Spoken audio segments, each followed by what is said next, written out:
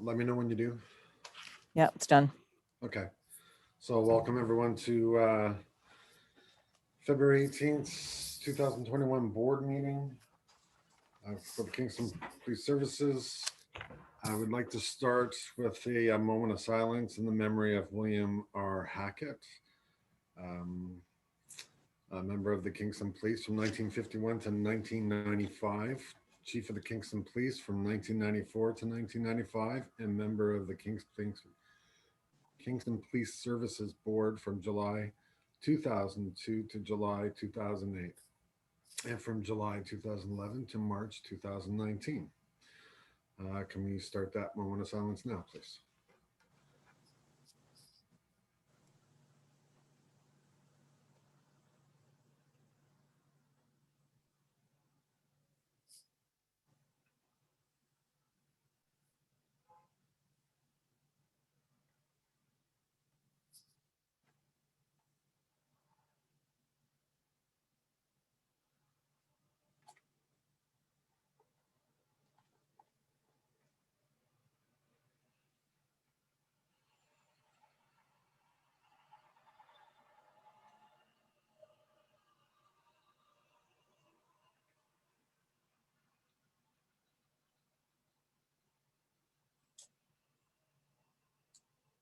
Thank you. Okay. So next on the agenda, may I have a disclosure of conflict of interest? Okay. And you get a motion to approve the agenda. Jeff? Jimmy? All in favor? That's with an addendum. That is with an addendum. I think that'll be at the end on new business. May I have for the adoption of the minutes from the last board meeting held on January 21st, 2021. Jeff? Bridget? Thank you. All in favor? Thank you. And then we're going to move on to communications from the ministry. And a motion to receive. A motion to receive those minutes. Bridget? Jeff? All in favor? Good, thank you.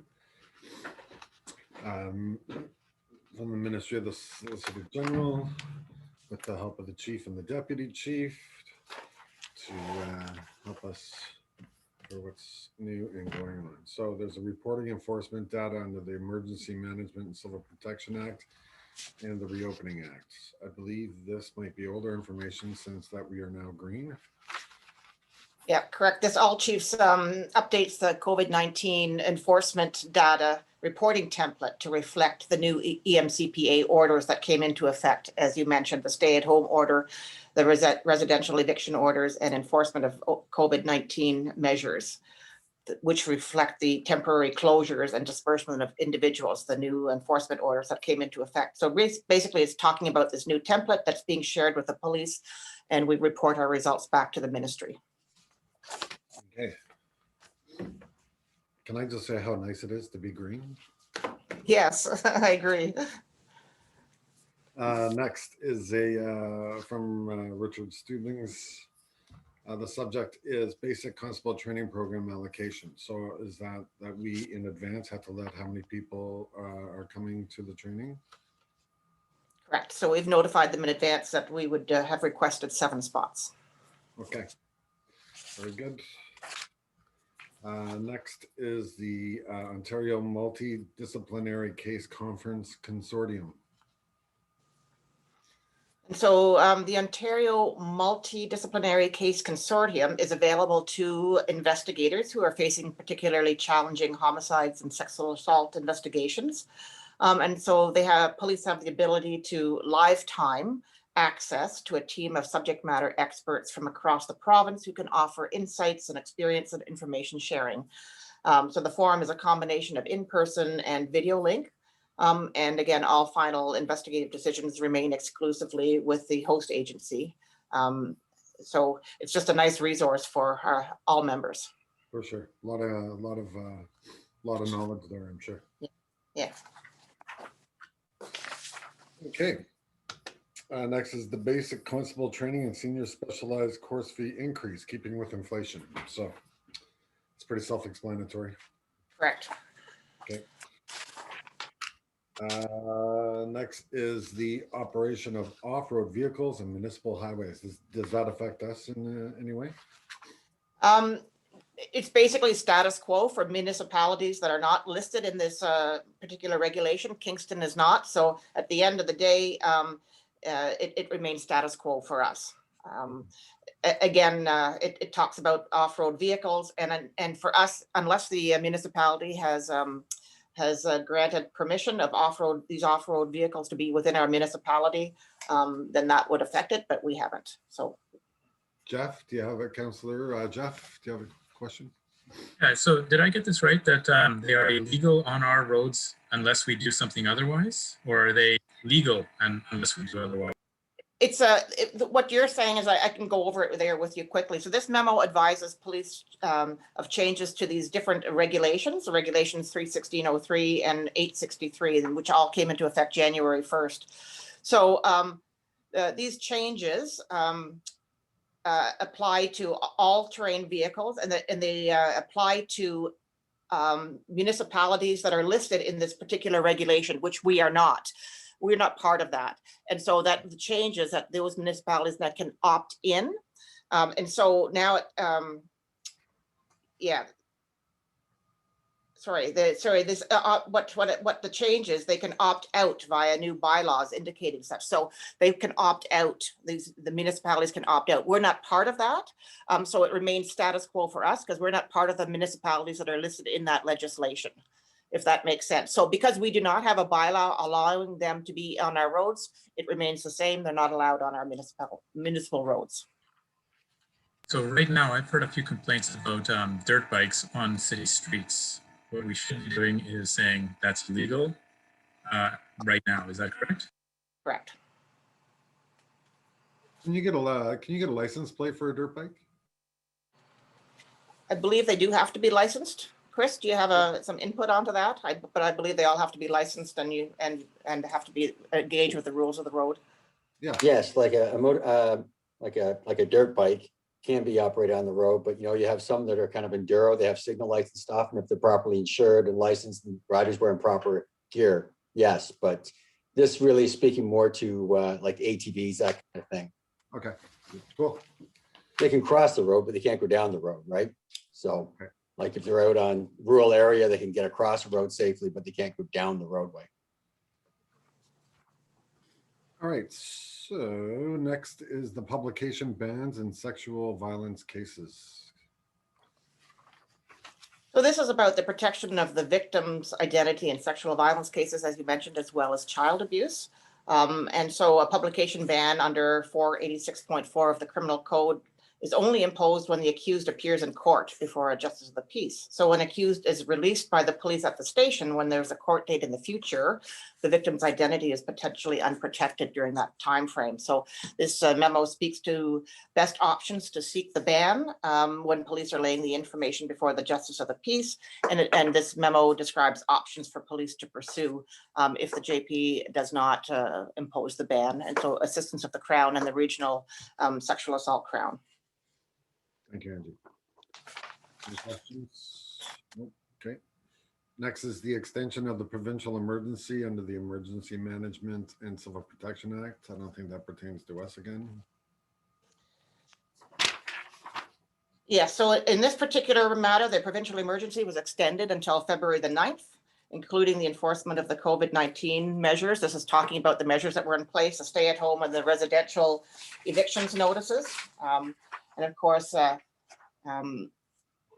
they also talk about the enforcement line to assist police, but this has changed now, as we'll come back and there's newer alt chiefs that have come out that put us into the green measure. So this is just older information updating us. Next is the ministry organizational changes regarding municipal policing services advisors. I think it's pretty much the same, except they just changed the actual unit that they're belonging to. Is that correct? Yes, that's correct. So they're moving from the will move from the Public Safety Division to the Inspectorate of Policing to enforce, which they're now going to be called the Police Service Liaison Unit. But since the new act is not yet in force, the Police Services Advisors will continue to fulfill their responsibilities as outlined under Section 3 of the Police Services Act, and they maintain their current zone assignments. Okay. Mr. Chair, I was muted. I have a question regarding the memo for the emergency response under the new act. The eviction notice to the resident chief. Can you explain that? Is that still protected, that nobody can send eviction notice under this emergency bylaw now? This what we have here in place in Ontario? My understanding is that the eviction orders, that they're still, they're not able to be done in terms of the residential evictions, is my understanding. Okay, because we have a lot of people who are getting a notice in Kingston, especially those living with underprivileged and living with less money. They're getting eviction from notice of eviction from the apartments and from the hotels where they're staying temporarily. So that's what I ask. That's why I have this question. But thank you very much for explaining it. Now, is that still currently happening, or was that prior to when this was Yes, established? I heard that 2 weeks ago from one of the community group who are helping the homeless people. Right. And then they said they got kicked out. One family got kicked out. Now they are in the hotel. So I don't know the whole details, but. And there's always room for questions. So when if a situation arises where or they're in a situation where they don't know the answer, certainly to give us a call, and we'll make sure that we have the directed to the appropriate authorities, whether it's the public health or whether it's us who can respond.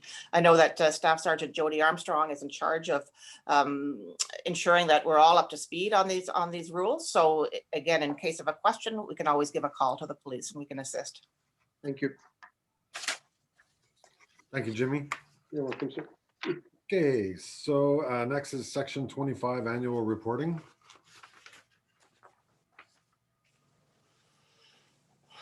Yes, so in this particular, this is advising that the Solicitor General is required to prepare a report for the period of February the 1st, 2020 to January the 31st of 2021. Annual reports in relation to the number of times in which a senior official makes an emergency designation of a public officer. And so these kinds of situations, there's three different situations.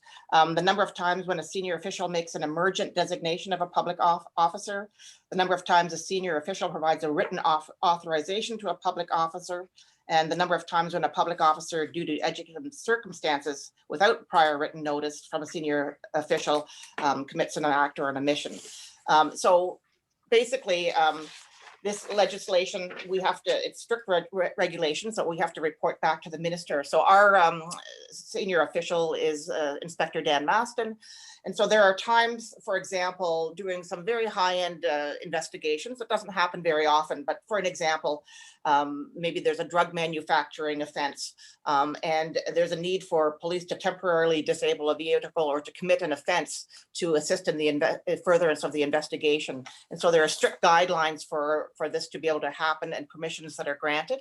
And this is what the reporting is actually on, that our agency and every police agency has to report back to the ministry on these things. Okay.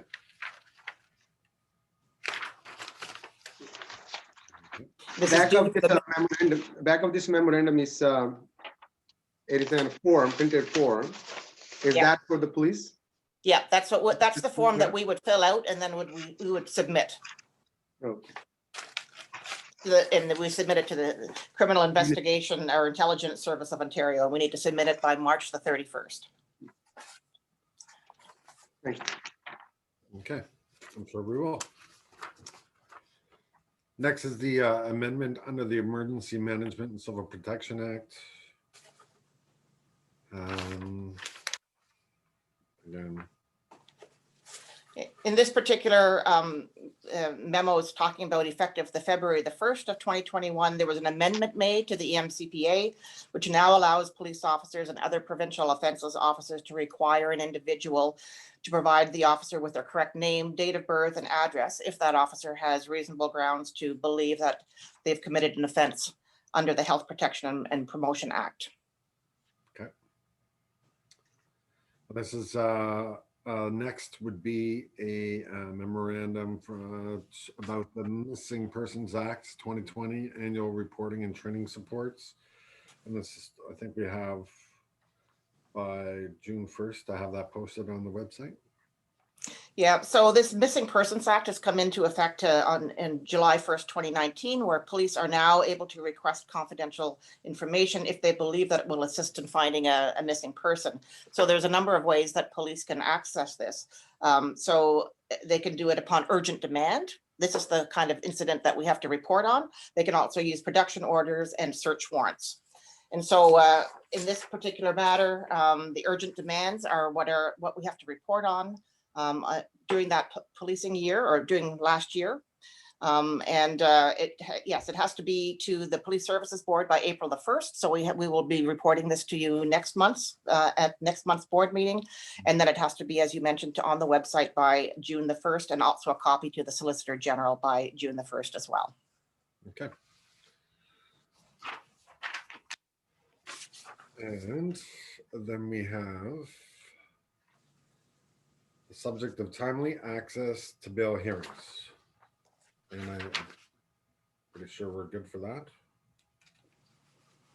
Yeah, and this really has to do with a recent Superior Court case to ensure that bail hearings proceed without delay. And this memo provides guidance to police services by the Assistant Deputy Attorney General, Susan Kyle. So it just references the case that happened, why it happened, and then it's giving guidance to the provided to the rest of the stakeholders, the prosecutors, the police, and the judiciary to ensure that bail hearings are held without delay. This one particularly referenced charter violations and timely bail hearings, referring to Brampton. And so the memo is going out to all chiefs to ensure that we're ensuring that we're doing things in a timely manner and giving the best practices. Okay. Thank you. And next is for the protocol for specialized searches of Ministry of Transportation, and just how we're going to be doing that differently now, I guess. Yeah, so it refers to searches of the Ministry of Transportation data for partial plates, VIN numbers, and a number of different areas. And since 2010, this has been facilitated by the OPP CPIC unit in Aurelia to coordinate. And now this is being changed so that individual agencies can do this themselves during business hours, and that the OPP will still be able to assist during off non-business hours. Really facilitating the process to make it simpler. Okay, very good. Okay, so next would be a termination of declared emergency and amendments to orders under the Emergency Management and Civil Protection Act and reopening that Ontario Act. And there Yes, we are. Just highlighting the fact that as of February the 10th at midnight AM, the stay-at-home orders will apply to all, and residential eviction orders will apply to all public health units, with the exception of the 3 health units, which will move into the green zone of stage 3.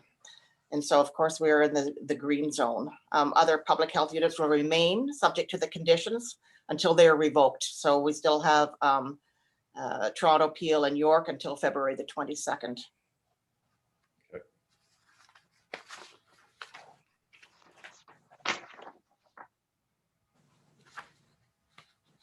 There's no way of knowing how many people would have come into the city from outside the city from other, because we were green, right? I imagine that had to happen, but there's no way to. Well, you know, the best practices at all our businesses, and, you know, we're following the strict protocols that are put in place by public health. And really that process is really what's going to, you know, help help us remain in the green zone and be as good as we are. And we've had lots of good compliance. So Yeah, we sure have. Okay. Very cool. Next is the use of force and firearms training order. So to highlight, so while the emergency orders on use of force and firearms remain in effect, the chiefs, what it allowed us, the chiefs and commissioners, that we may authorize our members to perform their duties involving use of force and carrying a firearm, even if the annual prescribed use of force training period has expired, as long as the training was completed within the past 24 hours or 24 months. So this was granting us an extension period to be able to, so that if the pandemic caused any delays. But I can tell you that we've continued our use of force training, our defensive tactics training throughout with guidance from public health. So we are in compliance with all legislations. And so our special constables have also been trained and up to date on all the training. So this is being reported to the ministry. All police agencies are reporting to the ministry as to their status and have they been able to accomplish their trainings. The only thing that we need, and I think many other agencies do, we would require a use of force training instructor to be trained at the Ontario Police College. So it's really for future training, and it's to identify the needs of the different agencies. So we've reported that to the ministry. The question, Yes, Mr. Chair. Chief, may I ask how often the retraining take place for all the officers who train to use the firearms or force, use of force? It's an annual, we do that annually, every 12 months. So we, as you said, that we are updated with every training for every officer so far. Yeah, we're compliant within the 12 months. We've been able to train continuously through the pandemic as we're monitoring our social distancing and the wearing of PPEs and so forth. So we've been able to continue with it. Okay, thank you. Does our oh, never mind. I'll ask later. No, do we have in our police station a indoor Range, range? yes. Oh, okay. Yes, we do. And so we're lucky to be able to have that. And it's a separate ventilation system and that it can accommodate our officers when they're doing their annual use of force training. Okay, cool. Next is the strip search policy update from the Office of the Independent Police Review Director. And I guess different regions have different policy and they're just gonna try to make a standard policy for this. Is that? Yes, there's been the Ontario or our strip search policy is up to date with respect to the recommendations made through the OIPRD. And what they're looking at doing is making sure that they're recommending that the Solicitor General update the policing standards manual to ensure that all police agencies will be consistent. And they're also recommending to compare the current strip search general orders with that of the Toronto Police in response to recommendations that were made to them. And so we're in the process of making that comparison. We're just about complete with that. And so far we've been consistent with the way Toronto Police have been doing it, but we're just not quite complete in making that comparison. So that will be done. Okay. And did they give us a timeline for that? Basically, the recommendations, it doesn't say here that there's a timeline. I know that our orders are up to,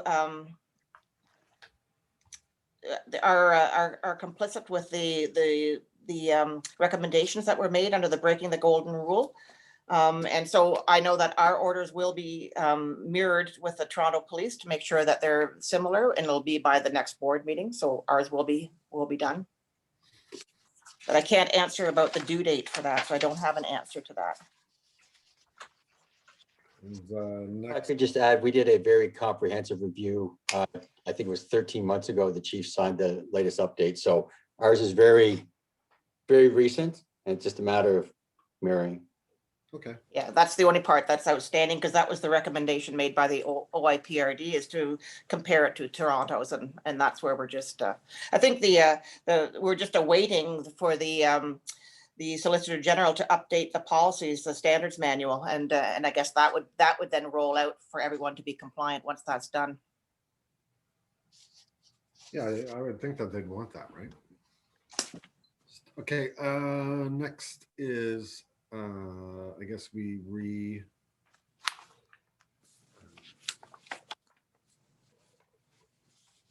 have the next year for the Canadian Association of Police Governance.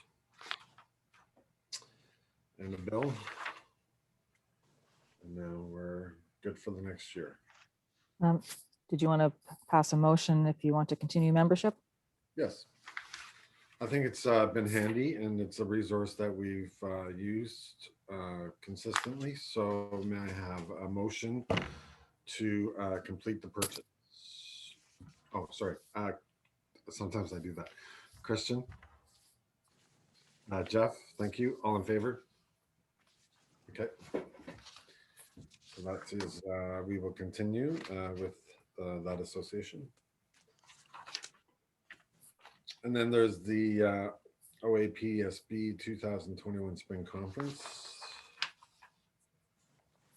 And that's a membership renewal as well. Isn't it the same? No? So is that a motion as well, Donna? No, we have already renewed that the last membership. We had that at a previous meeting, but if members could let me know if they'd like to participate in the spring conference, it's going to be totally virtual. But there is an early bird rate until the 31st of March. So if any members who wanted to participate in the virtual conference could let me know, and I can get registered in time. Okay, Christian, for sure, you're always for that. I'll engage in some stuff. Anyone else? Question, is this a group thing or is it individual? Well, they do have a group thing for 3, but I see that individual, or sorry, you can have 4. You need access links for a certain amount. If we book the early bird, it would actually be a little bit cheaper for individual ones, but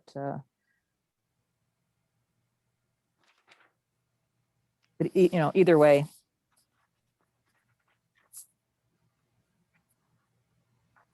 They bill you after, don't they? No, we pre-register Ah, in order to get the link.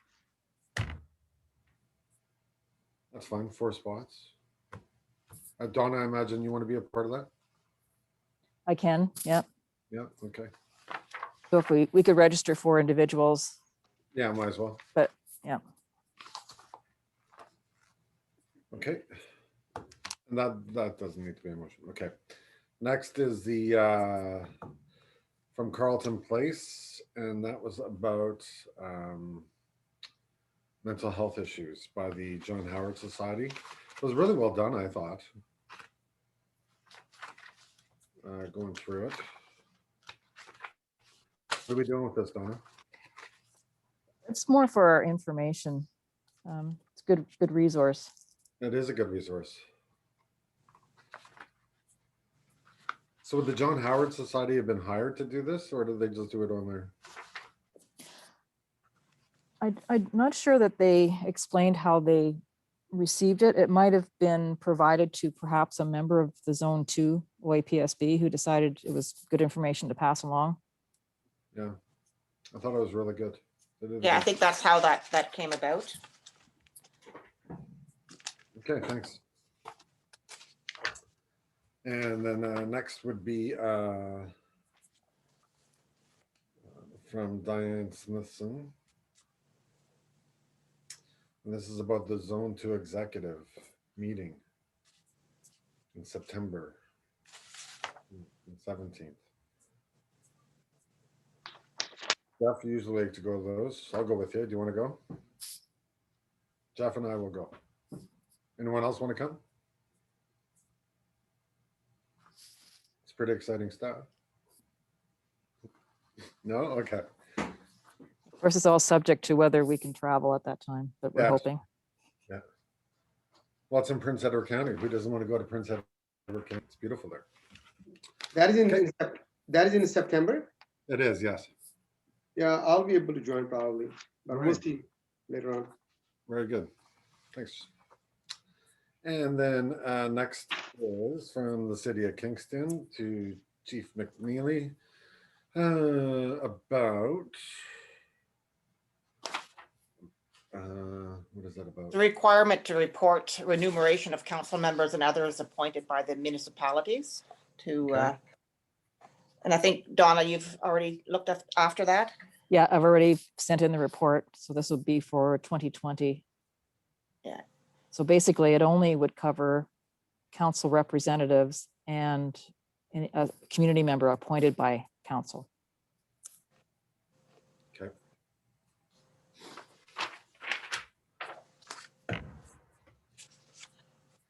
The memorandum in accordance with, so this is for the secondary activities report. Right, so in 2020, in accordance with the Police Services Act and Board's policy, if there's any secondary employment and requests for secondary employment that have been approved, and we've had one application that has been approved, and really the nature of that activity included review, insurance claim reviews, aerial videography services, and no conflict of interest with respect to our organization. Okay. Very good. And then we have the Public Sector Salary Disclosure Act and funding requirement. And these are from the grants that we get from the province of Ontario. Right, and so the board's required to file a report under the Public Sector Salary Disclosure Act whenever it meets the funding requirements, which in this case is receiving at least $1 million. So in 2020, Kingston Police received, as outlined in this report, just over $1.4 million in funding, and therefore the board will be filing the record of employees' 2020 salaries and benefits, which form part of the salary disclosure 2020 on the Ministry of Finance website on or about March the 31st of 2021. And of course, wanting to acknowledge that we're grateful to the province of Ontario for all the granting funds that we have been provided to support our efforts in having a safe community. Agreed. Very good. And then look at that. Wow. So this is the results to the end of the year for the budget. Is John around, or is someone gonna? John's around. John, he's always around. Hi, John. Welcome. Yes, can everybody hear me? Yes. Perfect. So these are the year-end results. I have reviewed them with the city treasurer. She's looked at our entries from year-end and that. They've not been audited yet by KPMG. That'll come a bit later this year, but everything was done and closed on the same manner as previous years, so I don't suspect any issues. So for the year, we spent $39.7 million against the budget of $39,725,000. So we did have a small surplus of $3,864 overall, which is good. Actually better than we thought, because when this year started with the pandemic, I was a little bit worried, but revenues came back a bit better and we saved on some expense lines. So I'll just take you quickly through the details. Revenues and recovery. We spent $3,954,000, or excuse me, we received $3,954,000 against a budget of $4,443,000. So we were unfavorable by $488,000. As expected, the grants and cost recovery was $336,000 unfavorable, which reflected the reduction in a couple of grants that we've talked about this past year. Yeah. Revenue from background checks was $206,000 unfavorable. Our budget for that was $682,000. The actual came in at $475,000. That was the line I was really worried about when we were locked up. I thought that would be a lot worse, but when we did open up and we did online, that came back a bit stronger than I had originally forecast. So although we were down, it wasn't near as bad as I thought it might be at one point. So auction proceeds, we did have a public auction in November. And with the cars and that, we were a little bit favorable on that by about 21,000. That's were the main items on the revenue side.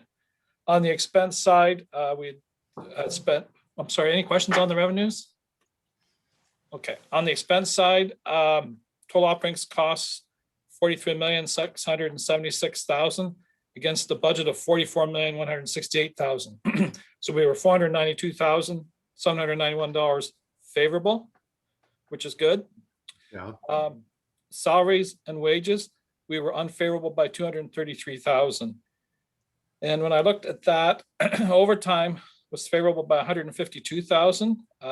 With the homecoming non-existent and with the shutdown there, we did see a drop in the overtime requirements. So that was good.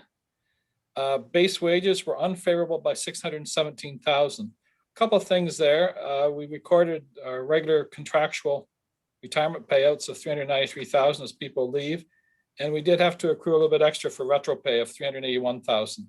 And we had a few vacancies this past year, which we didn't get filled, about 3 of them, and which were 157,000 favorable. Part-time wages were unfavorable at 91,000. Essentially, we had used the part-time to fill in some of the vacancies we had at the full-time level. So I would expect that to be unfavorable, and it was. The fringe benefits were favorable by 346,000. And I looked at that. That was driven by a few things.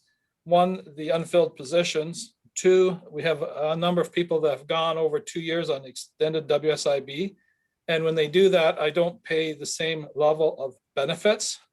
So that was contributing to that as well. That really helped on that line. In terms of supplies and materials, any questions on salaries and wages before I leave? Sorry, I just get rattling along here. So if there's any questions, just yell at me. On supplies and services, we spent the 5.1 million against the budget of 5.9. So we were 726,000 favorable. And some of the nice items, fuel was favorable by 161,000. And that was caused by the drop in price at the beginning of the year. As well, volume was down as well as we went through the year. Travelable was favorable by 78,000. Nobody went anywhere. Everybody stayed in the area. Investigative services, we were favorable by 155. A couple of items there. We did do a fair number of projects, but we were able to secure some cost recovery from the government, which was not expected originally when we did the budget. So that was good, as well as the timing of the projects. Electricity was favorable by 83,000. I know Johnny's been doing a lot and the weather's been favorable and the rates have been changing. So that was good. The line for repairs and maintenance and tools were favorable by 112,000. Knowing it was a tough year and it was hard to get supplies, we did hold back on a number of items. Community events was favorable by 17,000. Bad year for community events. Software purchases were reduced from budget by 47,000. Equipment rentals were favorable by 22, and telecommunications was favorable by 35. Just some of the highlights there. I mean, we have quite a few number of line items there, but those were the highlights that accounted for that 726,000. And we did do our best between trying to control some of those expense lines because we knew we had some problems elsewhere. So with that favorability of 492,000 and unfavorable on the revenues, we did squeak in at a surplus of $3,864. So it was, I was worried there, but it was good. We came in. So would you call that a balanced budget? That is a balanced budget. Yes, sir. I would say so. Very good, John.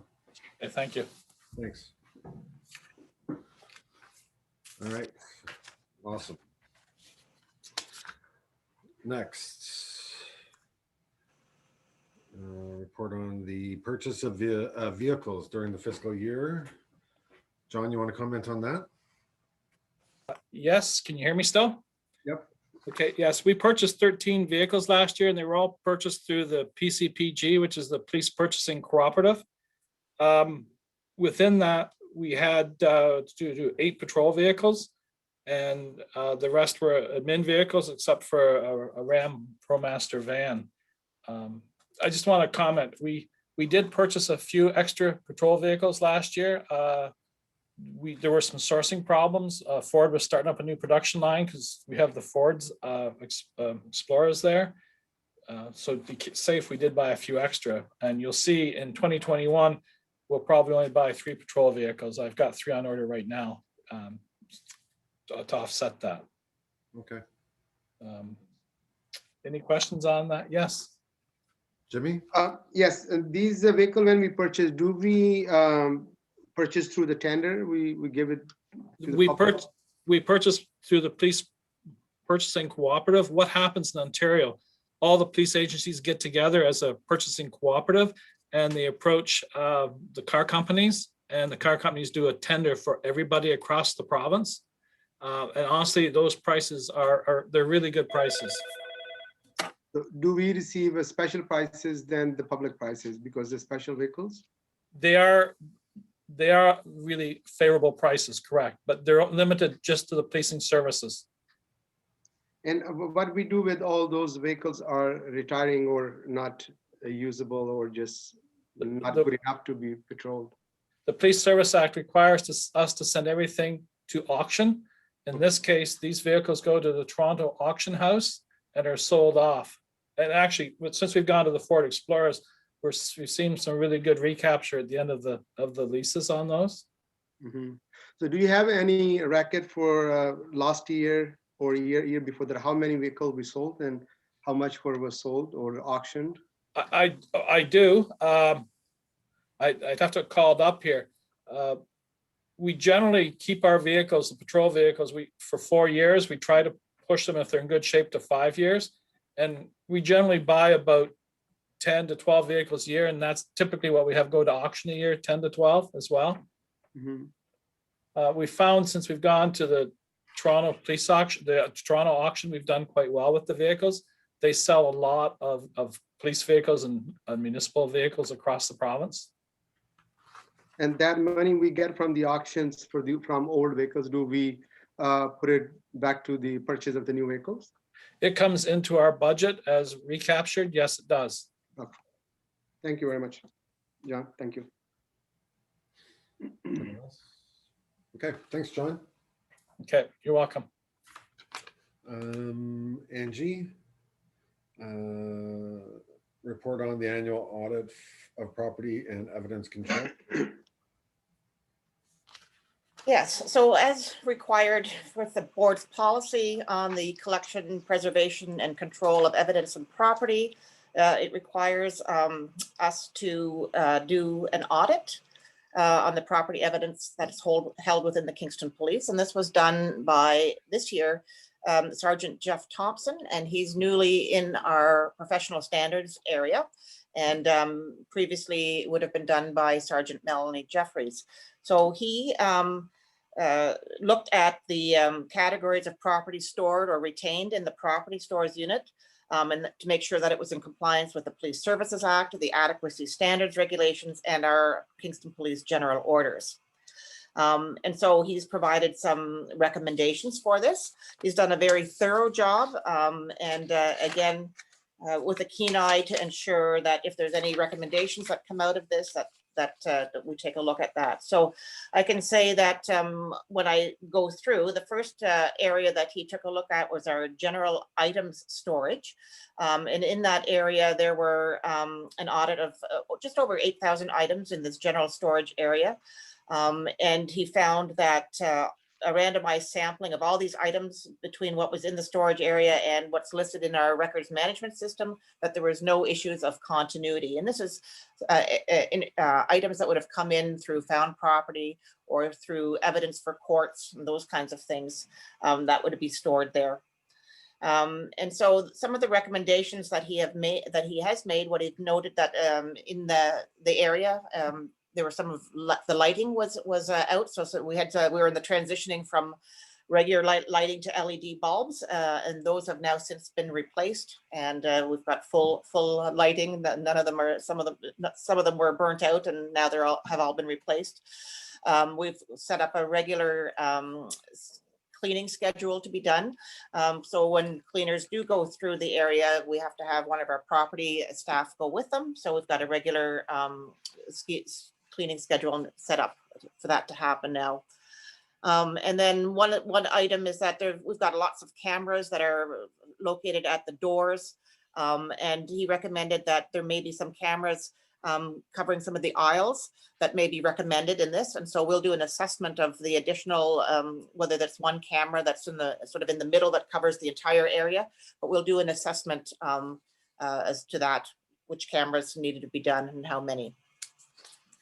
The second area that he looked at was money and jewelry. And so we have that in a vault. And so when he did an audit of all the items that were found in there, all of the items were accounted for.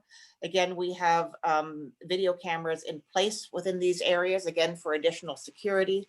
It was noted that in terms of there was no additional mechanism to notify our proceeds of crime officer that there was a seizure that was awaiting for analysis. So the money that was seized waiting for analysis outside of the fact that our investigating officer would notify him. So as a fail-safe, there's a way now to be put into place where the property room will also put this in the workflow for the proceeds of crime officer. So when some money comes in that they are required to count, that it'll be put into their workflow queue as well. So it's a double safety feature. And then the other item is once the counting is completed, a photocopy of the amount of money that's there will be on the outside of the bag. So it'll be accurately recorded by our property stores people. Thank you. In terms of our firearms, we have a firearm storage room in the gun room that's located there. And again, it's under video surveillance at the door. And again, incoming firearms are verified and barcoded and then placed into the gun room. And again, the audit showed that there was no issues with the compliance.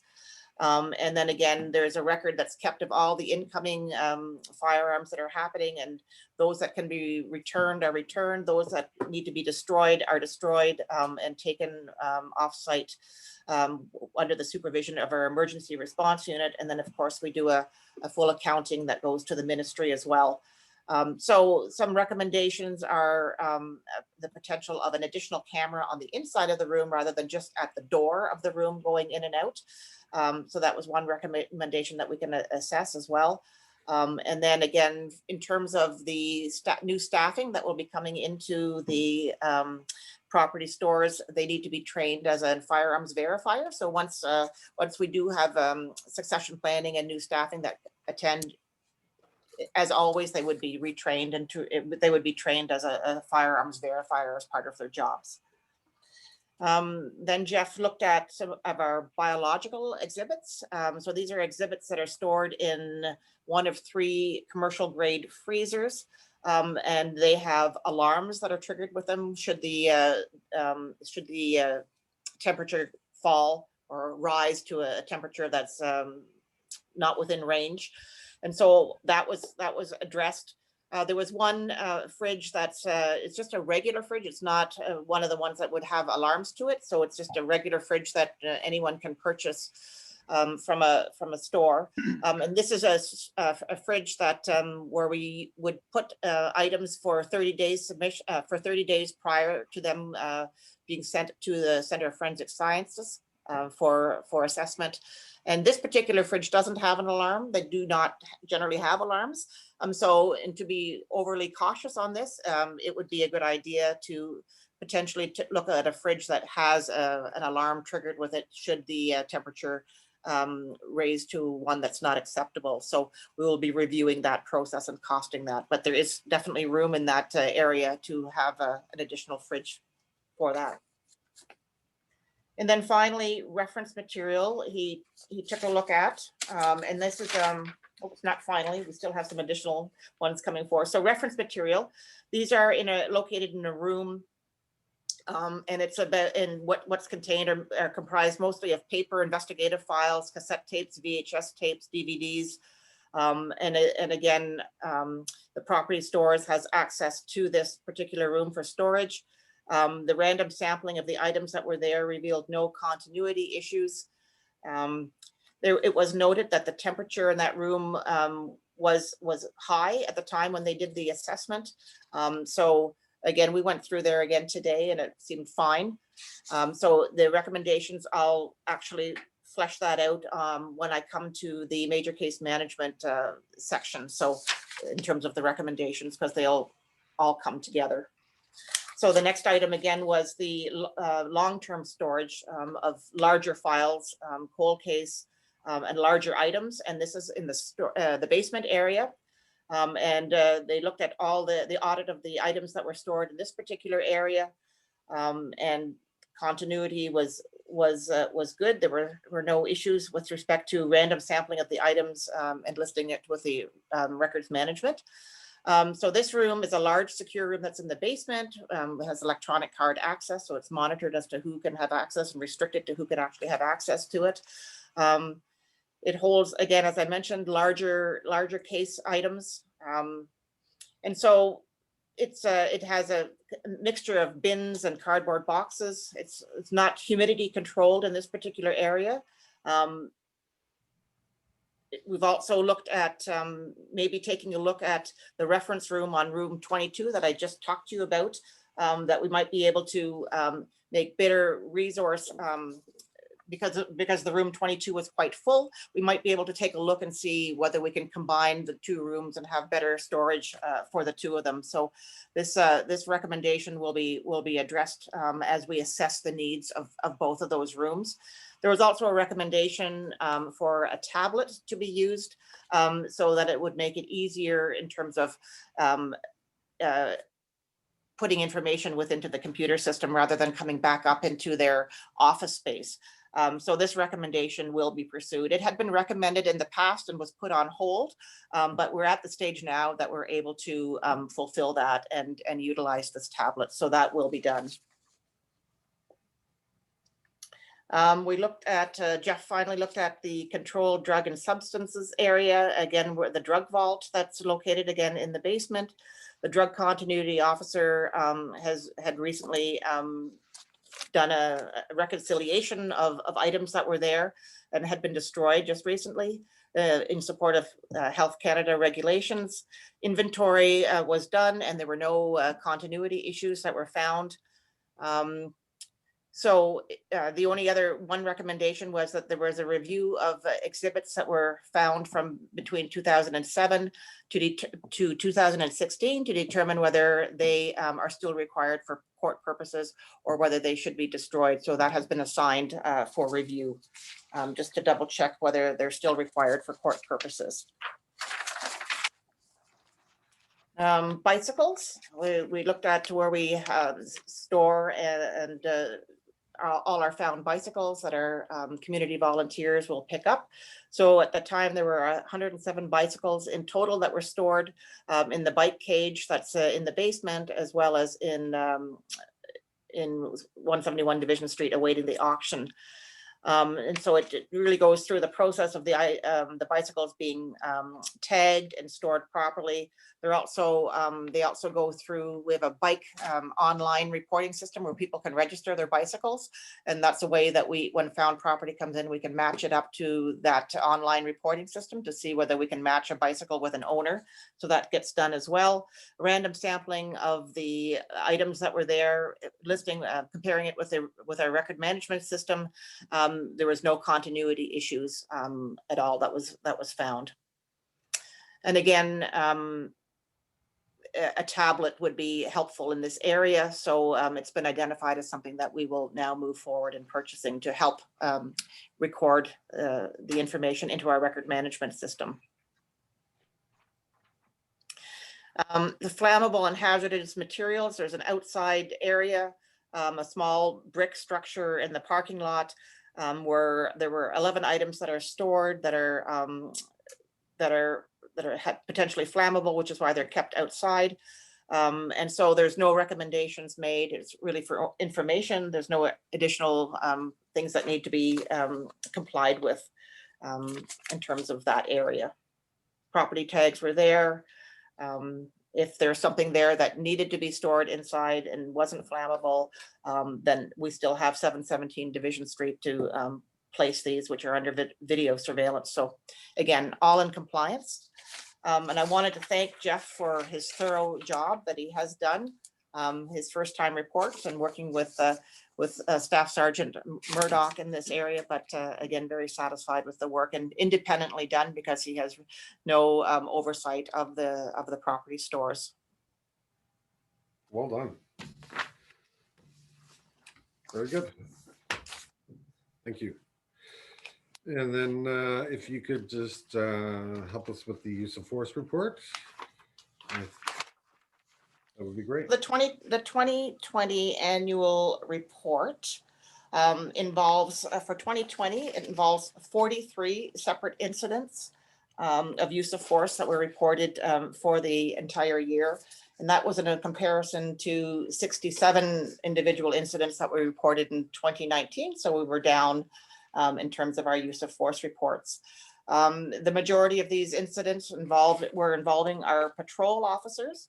And I can give you some examples of some of the instances that have occurred. And as we were doing quarterly reports through 2020, I have also provided you with some examples. So again, here, there was a firearm that was discharged, and that was one that was involving a deer. So it was humanely putting down an animal. And so an example of firearms being pointed was an example of a male that was observed in a fast food restaurant with a handgun. Upon police arrival, he was arrested at gunpoint. The handgun seen on the male ended up being a BB gun. Again, it was no injuries as a result of the interactions. Another was a suicidal subject with a firearm barricaded in a house. The residence was contained by the police. Police firearms were drawn and pointed at the subject. Verbal interactions engaged with the subject, and he gave up and he was apprehended with no injuries. Another example of a firearms pointed was a 911 call for disturbance involving weapons. A gun and a taser had been seen, and on arrival, a knife was observed. And one of our officers drew the firearm, and one drew the CEW. The subject was located and arrested without incident. Examples of the CEW being displayed: there was a call for an adult male armed with a knife had assaulted another male and slashed tires of a vehicle. Officers arrived on the scene to a subject that was out of control. Both CEW and firearm was drawn. Neither was discharged. Suspect was surrendered to police through verbal interactions, and again, no injuries. Another example of a subject threatening self-harm, threatened officers, wasn't following the directions of the officers. CEW was displayed. The male followed commands, and it was apprehended and taken to the hospital for assessment. So just a bit of some examples of things that our officers are doing. Another vehicle stop for erratic driver, where the subject exited the vehicle very agitated in a state. Subject did not follow police verbal directions, kept reaching to the pockets, going towards a store, where an officer displayed his CEW. Again, the subject became compliant with directions and no injuries.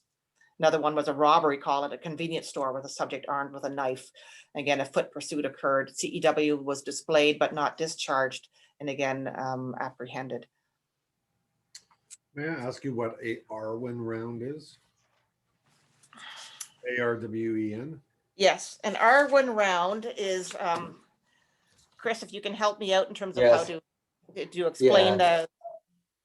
Arwen is like it's a less than lethal option is what they refer to it as, and it fires a like a hard foam type projectile, and you're supposed to kind of set it for center mass of the individual so that you incapacitate them briefly so you can go in and safely apprehend them.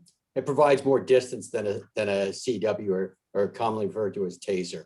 So it's another option that we have to resolve a situation when all verbal de-escalation has not been successful, but you obviously don't want to resist going towards a lethal option with a firearm. So it's an intermediate weapon.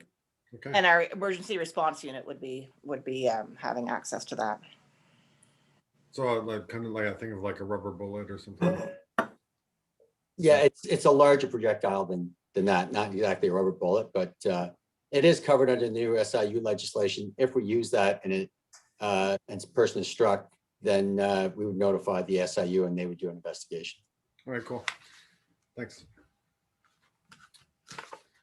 And I think, second last is the chief, if you could help with the equity, diversion, and inclusion initiatives. I think there's a motion for some officers first. Is that correct? Yeah, there's some with motions there respect to first. motions. So, Chris has got that. Okay. Yes, I'd just like to give a little background on two individuals that were recently successful in the promotional competition. The first is Sergeant Sean Burney. Sean Burney commenced his career in policing the Peel Regional Police Service in 2001. And prior to entering the policing profession, he worked as a Correctional Services of Canada Guard, and prior to that, obtained a Bachelor of Arts in Criminology and Sociology from Carleton University. In July 2009, he joined the Kingston Police and was assigned to frontline patrol duties. He quickly distinguished himself and was transferred to the Street Crime Unit in January 2011, and then subsequently the Drug Unit in January 2013. And then his most recent appointment was the Joint Forces Repeat Offender Unit, or ROPE Unit, in 2017. In each area, Sean received recognition from his supervisors and his peers for his outstanding work ethic and teamwork. We are pleased that Sean will have an opportunity to showcase his knowledge, work ethic, and commitment to teamwork as he leads and develops our young officers in patrol. The second individual is Sergeant Bill Ross. Bill Ross joined the Kingston Police in December 2000. Prior to joining the Kingston Police, he attended Douglas College in British Columbia, earning a diploma in criminology. He then served with the Canadian Forces from 1995 to 2000. When Bill first joined us, he worked in patrol, and in 2005, he competed for and received a position with the Emergency Response Unit, which at that time was embedded with Frontline Patrol. In 2007, his leadership qualities were recognized as he received coach officer training and mentored new recruits. In 2010, he was transferred to the Community Oriented Response Unit and then to Criminal Investigations Unit in 2014. Throughout his service, Bill has received numerous positive letters for his service to the public, and we're pleased that he's going to continue to pass his knowledge along to our new members. And can I get a motion for those promotions? That's just to congratulate. Well, it's just to congratulate? Yeah. Okay. So we don't need a motion to congratulate. We can just say, Well, we can. okay, very good. Congratulations to them. And then, is there any unfinished business? No. Okay, then we will move on to new business. Yeah, so this is the EDI consultant. And so just as a refresher, during the board meeting in September of 17th of 2020, the following resolution was passed. Basically the board, which was passed, and I'll read it, that the board form a committee to work with the chief of police in reviewing measures currently in place to address systemic racism in the community, both anti-Black and anti-Indigenous, as well as to develop recommendations to build on the initiatives that already exist within the Kingston Police, and in so doing, receive input from the public and the Police Association, as well as stakeholders and community partners, including on the question of body-worn cameras. And again, the board's motion speaks to one of the goals set out in the Kingston Police Business Planning Strategic Plan in relation to safeguarding our reputation and investigating or investing in relationships. And again, in addition, during the budget presentation to the board and to council, I spoke about engaging a consultant, Dr. Anita Jack Davies, to assist us, myself, in our organization and conducting a review of HR policies and procedures and training through an EDI lens, as well as assisting us with forming a working group and hosting some community consultations and developing a communication strategy with this. So Dr. Jack Davies would also be an excellent resource to assist the board in reviewing measures currently in place as per your motion.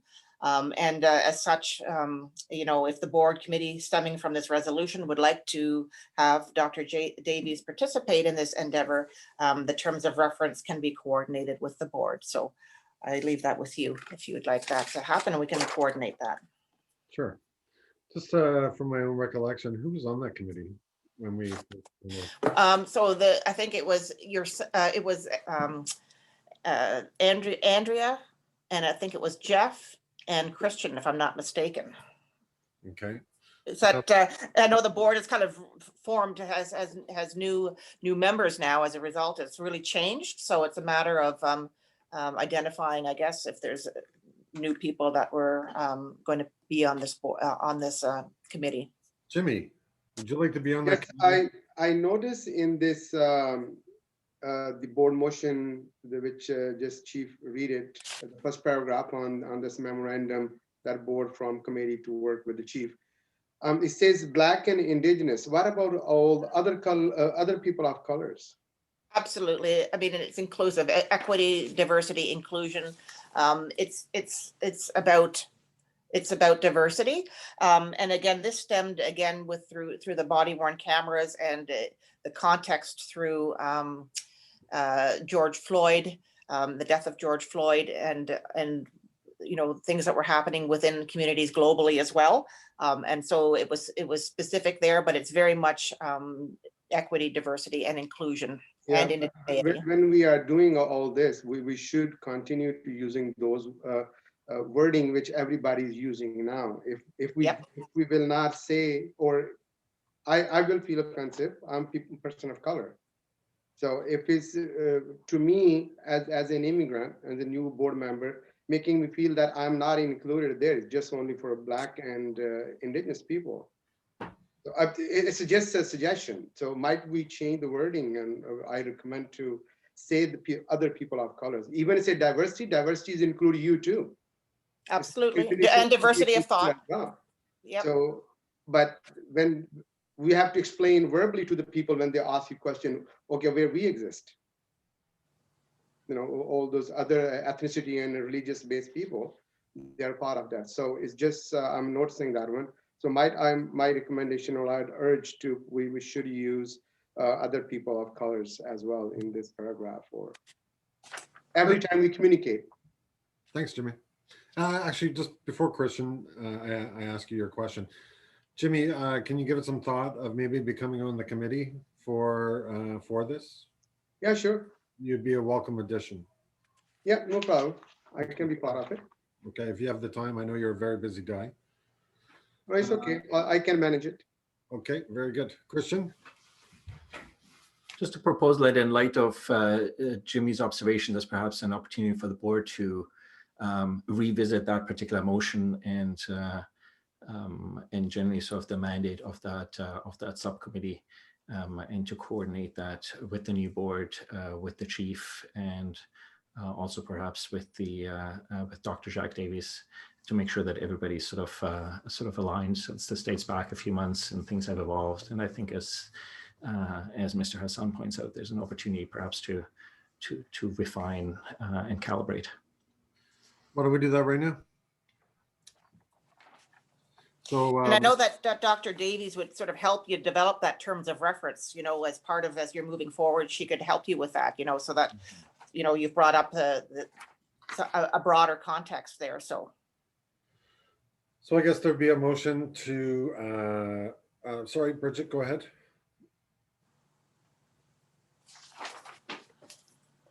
I'm not sure if you want to talk about the broader kind of maybe changes in thoughts, but I just would like to add that the Limestone School Board has an equity, inclusion, and diversity manager.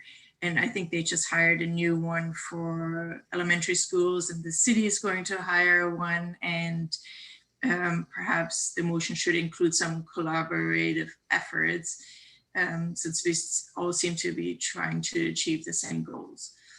So, okay, that's a really good thought. And the new committee. So let's do a motion for the new committee, the change in the players. And then I think, Angie, you're asking for a motion to include Dr. Anita Jack Davies into this mix. Is that correct? if you're in agreement, she's working with our side of the house as well to take a look at some of the community engagement that we're going to be doing. And it fits well within, you know, the motion that you had originally, or that the board had originally proposed back in September, to get together and to develop, so it's consistent on both sides, as was mentioned, and just to see where the synergies are, and she could help you develop your terms of reference based on your discussions and who the new committee would be. Oh, at that time. Now, but moving forward now, because the committee has really changed, because Yeah, the it has. board is basically new, yeah. So I guess, can I get a motion for the new committee members to be Vice Chair Jeff McLaren, Dr. Christian Luprecht, and Mr. Jimmy Hassan? So Jeff, Jimmy, good, all in favor? Very good. Did Councillor Doherty want to be there? We have 3 guys and no women. Bridget, would you like to be a part of that? I just want to, it's adding another committee, right? So I just want to check the time commitment. I mean, I really want to be there. I think it is important. Just can somebody speak to the time commitment? Nope. To be determined. That's right.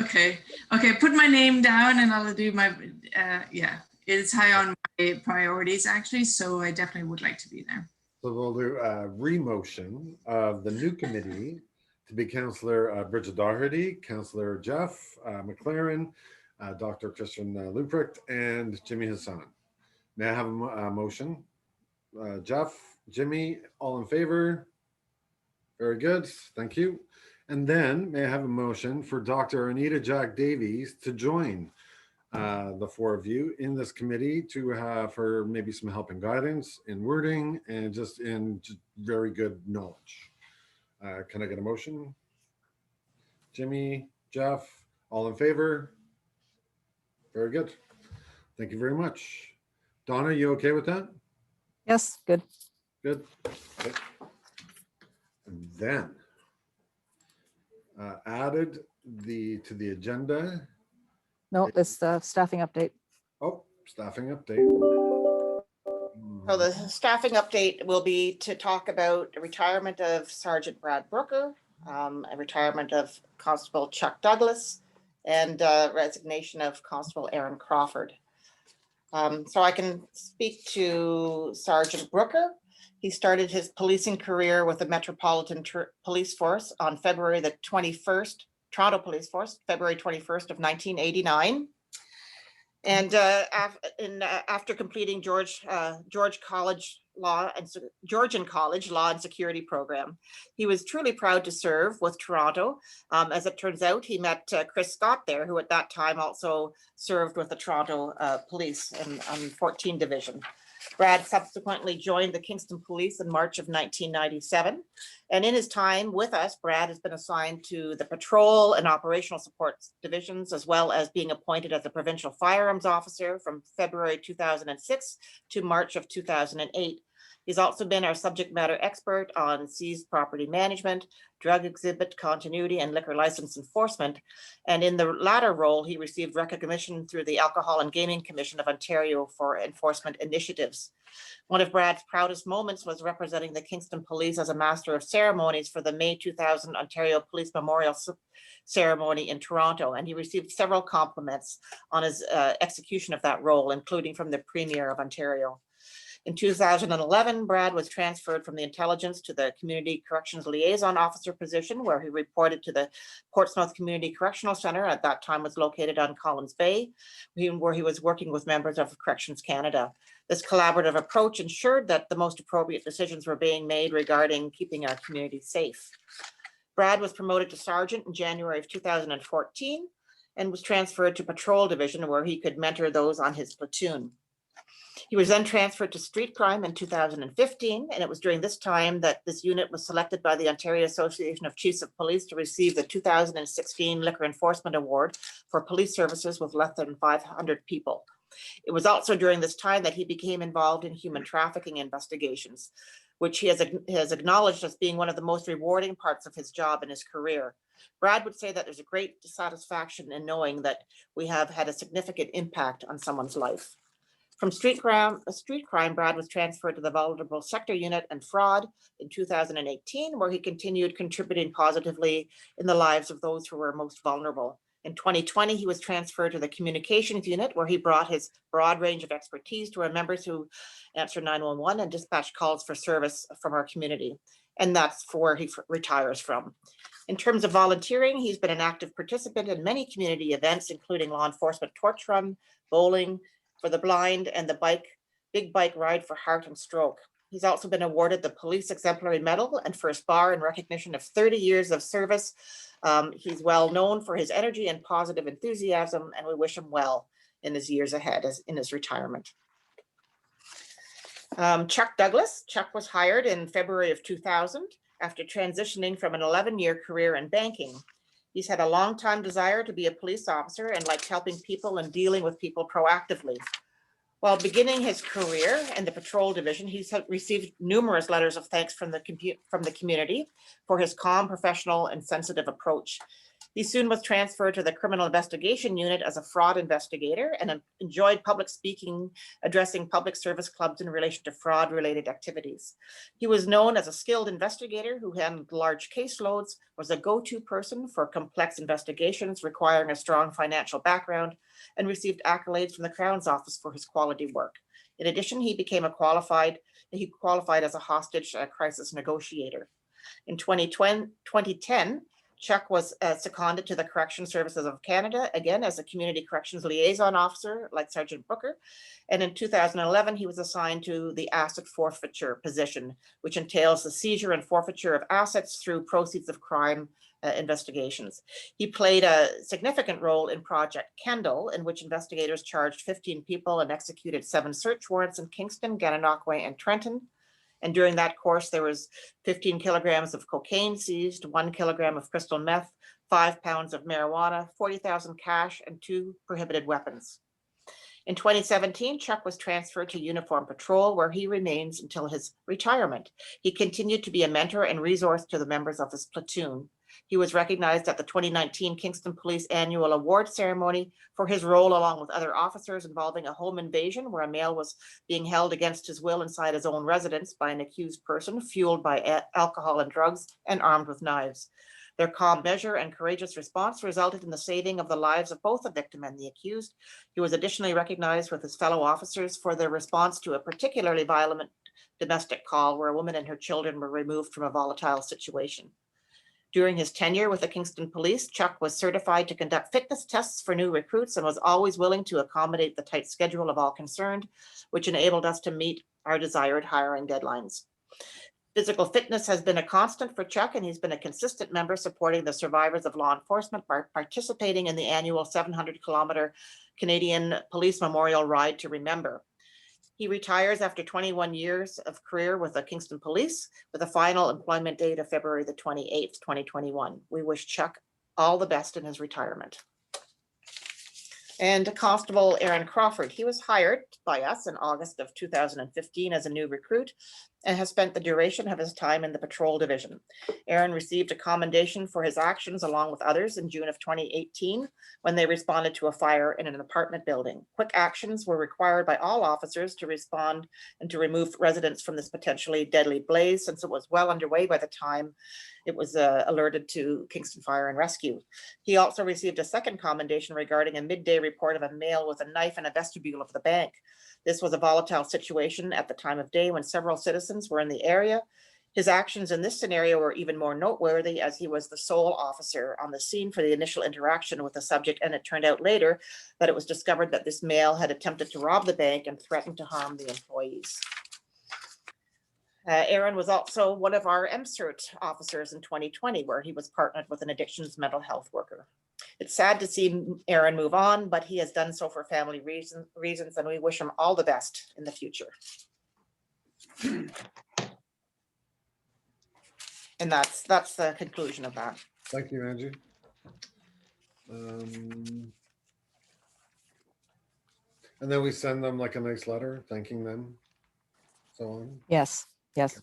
Very good. Okay, and then the one more piece would be the board webpage. And we could have a discussion on a standalone board website. So as of right now, it is attached to the police services webpage for Kingston. And Kristen, did you want to comment on this? Sure. Briefly, the many boards have gone to ensuring their autonomous visibility apart from the police service, making sure that there's that since boards are not an appendage of the police service, but sort of an intermediary between the public and the police. And so one of the ways they've established themselves as that is by making sure they have an independent, autonomous visibility. So citizens can also understand the role of the boards, the opportunity to interact with boards in terms of the mandate that boards have, and also to be able to communicate more effectively with the public in terms of meetings, documentation, reports that are issued, so in terms of board governance. And so there's a number of models out there, and I thought we could just kind of, as a board, contemplate what sort of communication we might want, and what sort of website, and make a move to establishing the Kingston Police Services Board with an autonomous web and communications presence. Okay.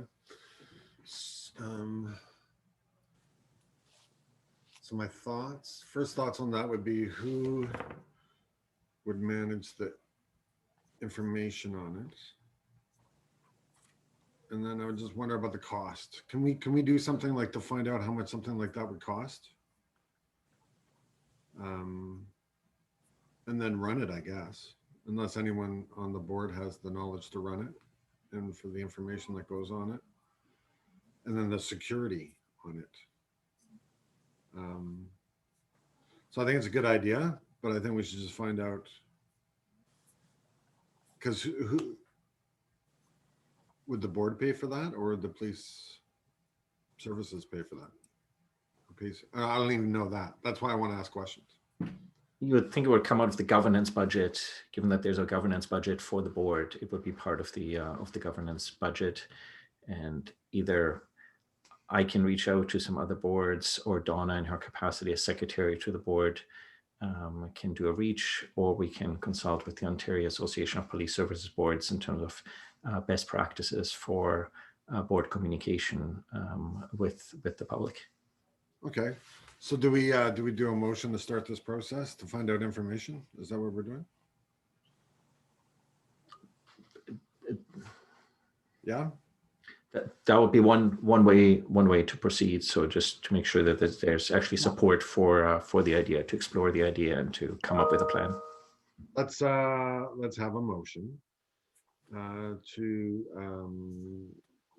Jimmy Hassan wanted to weigh in on the conversation. Oh, sorry, Jimmy. I didn't. Yeah, go ahead. No, I thought you asked to move the motion and stuff. Okay. So let's have a motion to find out the information on just how the whole thing would work. And to my embarrassment, I don't have much knowledge on that. So and just for my having an understanding, can we have a motion for Christian to reach out to find out how this would work, costs, and everything else? Because I think the idea is sound, right? I just don't know how we'd go about it. So can I have a motion? Christian, are you okay with taking that on? Whatever you think, how I can contribute to this endeavor, I'm happy to. Okay, right on.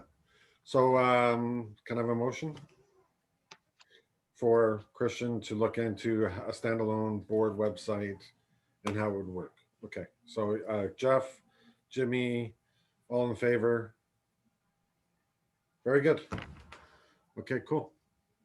And I think we're okay. I think we're done. And may I have a motion to move in camera? Jeff, Bridget, all in favor? Very good. Great meeting. Thank you, everyone. Thank you, everyone.